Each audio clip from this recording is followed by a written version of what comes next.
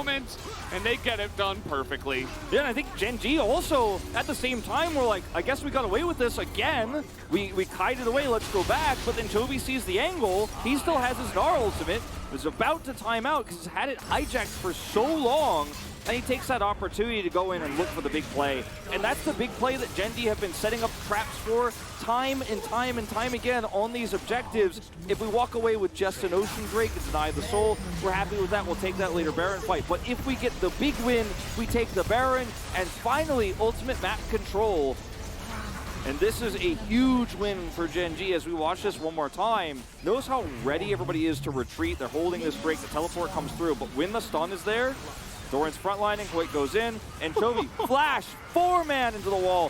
1 split second of mispositioning, and it's the better Gnar, the Gnar on command that Silas has. And why he's so commonly picked into Gnar itself. Just here is watch Chovy flash this. And to be honest, up until this point, not much has happened. Yeah. And he said, that's all I was looking for. I mean, that's all you had to do, Chode. Because, as you mentioned, Wolf, not 5 minutes ago, they're just waiting for their one moment to take a big fight, take the Baron, and try to end the game from there. And it does kind of feel like we're going down that storyline right now. And Ashe becomes more and more impressive later on, but if she gets vision control, if you get caught, you get slowed, even as Gnar, you're not safe. You're not getting out of here. So Keen will have to respect it. His Gnar bar is up, but you're not trying to turn anything here. I like the angle for Fate. If he could catch Ruler, Ruler might just kill from the close at this point, but if he can catch Ruler with Ellen, Teddy having the ult, like maybe there's a way to take this Baron control away. Oh, they're just going to go on to Ellen here, and now Fate is like, well, who's attacking who? I have to run away. But like I said, you get slowed. Rush, yep, he's just running.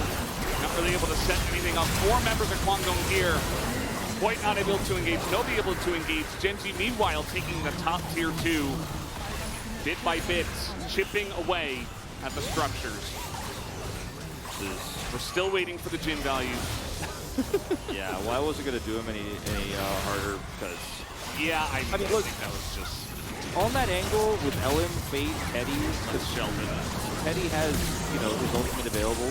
If he curtain calls after Fate charms Ruler, he has cleanse and flash. But if the angle is good, if they can pull it off, you know, almost works. Like, but instead, in fact, Ellen is collapsed on first. Fate then has to heal, almost dies, has Spirit Rush, thankfully for him, he's able to get away. And Teddy's still with his ultimate here. Dominic's and rapid fire cannon.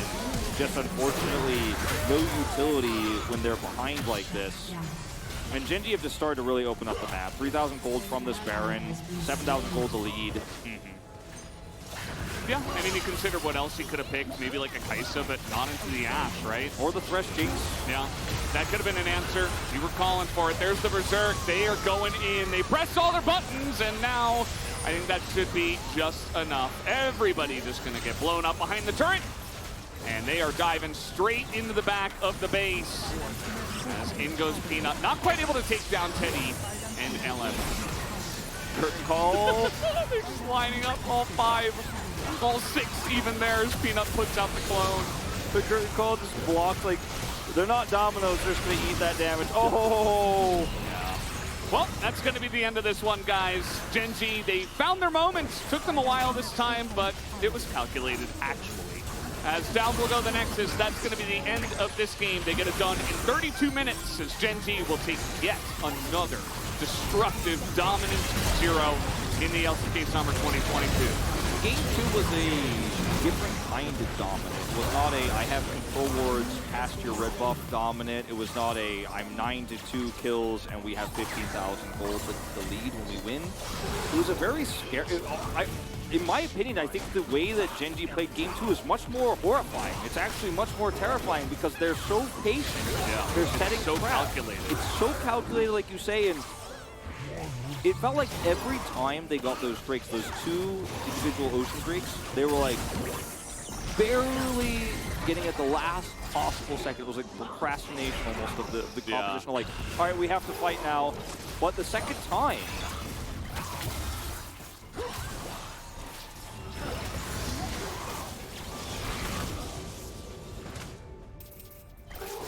trickling progress.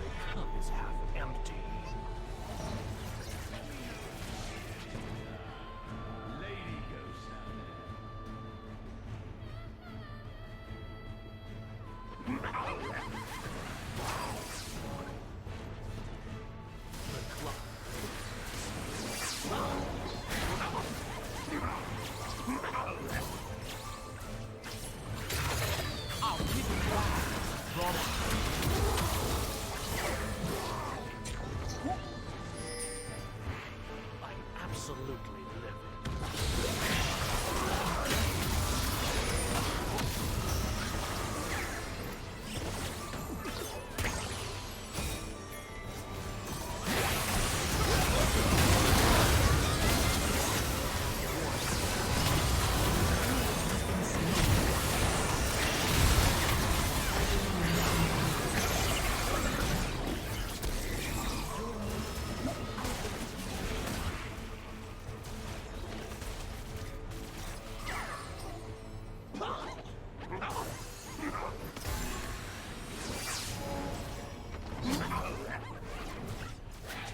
Let's cool.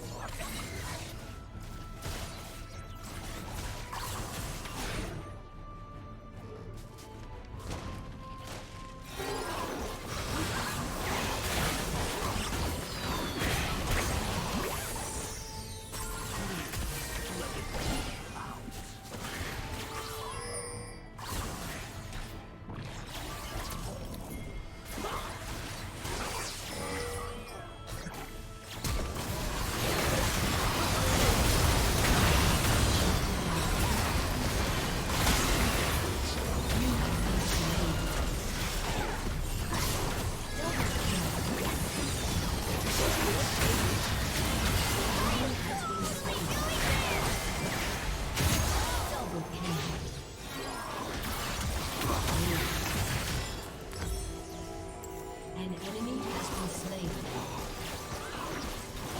Your team has destroyed a turret. The enemy's inhibitor is respawning soon.